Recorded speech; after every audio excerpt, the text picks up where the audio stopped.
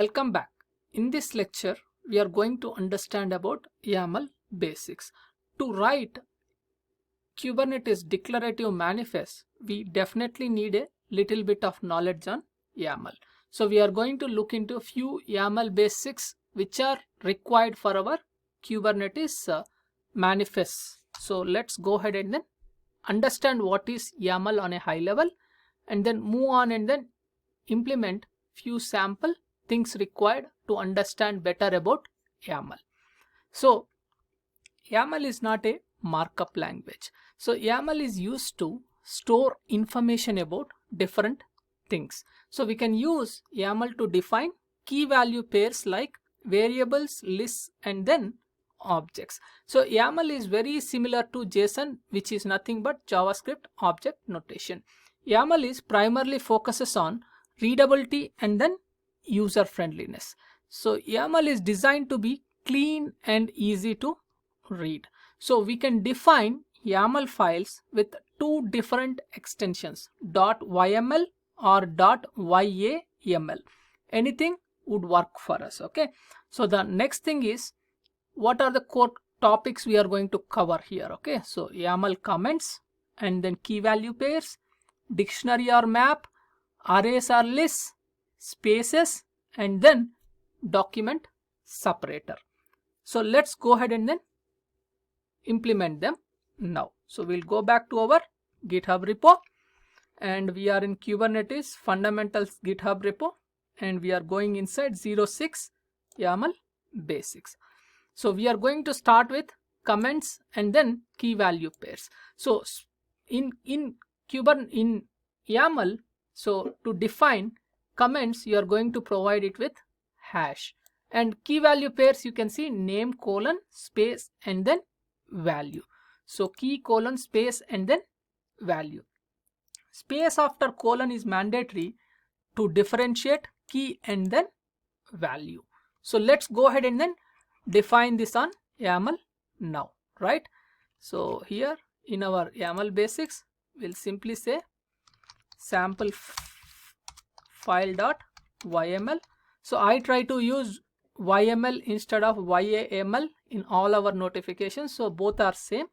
So we are going to define a simple key value pairs. Okay. So now we are going to say name is equal to Kalyan, and age is equal to 23, and city is equal to Hyderabad. Okay. So everywhere, if you see here, space. So this space is mandatory for any of these things. Okay. So to differentiate key and then value, so we need to have this space. So if you remove the space, you can see that the notation looks different, right? So have the space and it looks as a key value pair. And now we are going to use Visual Studio Code for that, and whatever you want, you can just go here and then say VS Code download, and then you will be able to download the Microsoft Visual Studio Code. And next is dictionary or map. So what is a dictionary or a map? So set of properties grouped together after an item is called dictionary or map. Okay. So now if you see here, this name, age, and then city are grouped under a property or an item named person. So now person item has these properties. So now this person is a dictionary object. Okay. So now let's define that now. So we are going to say person and like this. So if you define like this, so these are not grouped under person. If you see this one, so this is one more key value pair like it looks. So it is wrong. So now we need to select all these things and then say tab. So we need to have equal amount of spaces here. And now if you see, this is the parent and these look as child. And now under person, we have these properties, name, age, and then city. So now this is dictionary. Okay. So now the next thing here is equal amount of blank spaces required for all the items under a dictionary. So we have equal amount of spaces. So one tip here is whatever you select here. Okay. So if you say enter, directly it will come here in Visual Studio Code. And then if you want to write something else, you can write school okay, ABC school, something if you want to write, you can write. So directly it will come under the same indentation level in VS Code, okay.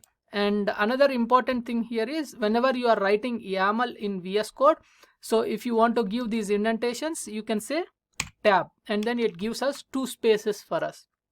So instead of typing 2 times space, so you can even say tab, tab, tab wherever you want to write. So that is one way of doing it. So now we completed the dictionary and then map. So let's understand about arrays or lists, okay. So dash indicates an element of an array. So I have something called, for this person he has some hobbies, and list those hobbies, okay. So listing means those are lists, right? So now we'll go here and immediately under hobbies, right? So I'm going to say tab, and I'm going to say cooking and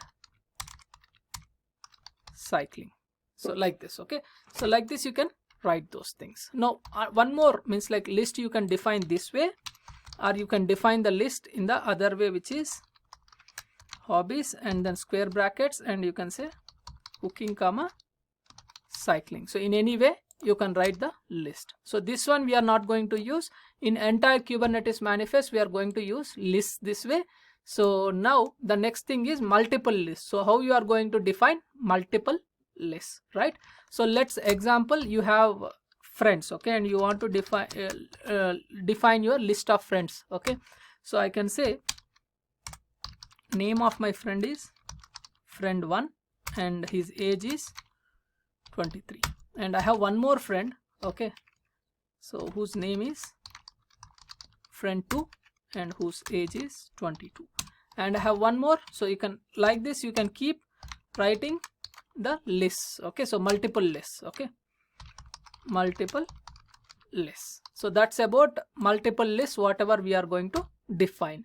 So now you can consider this as one document, this person document as one document. So what next, okay, so you want to write one more document in the sample file, okay. So in the sample file YAML I need to write one more document. I really don't want to create one more file here saying sample 2.yml, and then I really don't want to write it here. I want to write everything in a single file. So for that what I can do, right?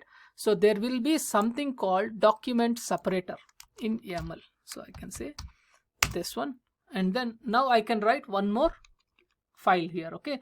So I can copy my sample pod template and then paste it here. Now if you see, so this is a separate document of YAML, and this is separate document, and then it is separated using, okay, document separator, right? YAML document separator. That's the thing. So if you see here, this pod template and all these things, we'll move on with next steps of live template writing, and there also you will understand in detail. But you can see here, you can define, you can come from top. So API version is a string, and then we have v1 value, and then kind is pod and it's a string, and metadata is a dictionary, and you have name and then labels. Under labels you can define multiple values here, okay. So tier is equal to front end, etc. So now this is one more dictionary, okay. And under root element spec you have containers, and on containers you can define multiple things, okay. So here it is one more time, you can say this as list, and under containers this is one container. If you want to define one more container, so you can say name and container is my app2, and then you can write one more image here, right? So I can say, where is this? So I can even write here image is equal to abc / something stack simplify / kubenginx 2.0.0. and if you want to define ports one more time for this respective container, then you can even define those things, okay. And then you can define container port and all the information you can define. So like this you can keep writing whatever you want in the format it is required in YAML. So the core things involved around the YAML is comments, key value pairs, dictionary or map, array list, spaces, and then document separator. These things will be sufficient for writing our Kubernetes manifest. So I'll see you in the next lecture. Until then, bye bye. Thank you.